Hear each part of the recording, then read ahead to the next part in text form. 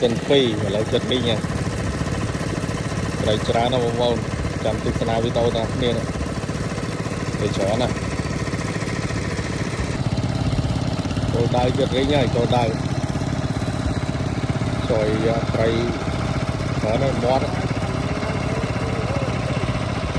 Rồi chặt cây. Đặc sật là mọ.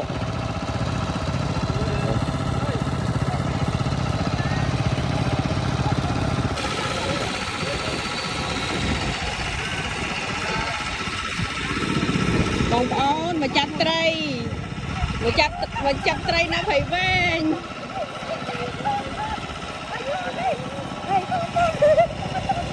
ủa mà nè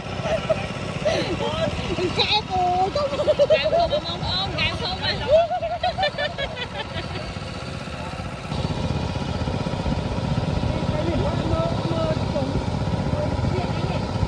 bông ôn mà chặt cây nó phải về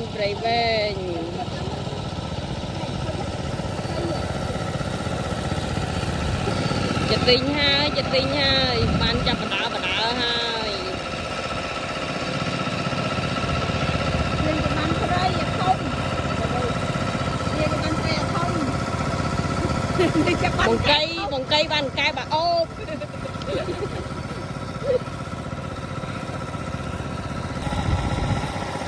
miền tầng tia từ chị cam miền tầng tây miền tầng gọng cây bông ôn mau chặt cây tầng ốc nàyនៅព្រៃវែងបងពៀល្មកដឹកថៃទៅវិញ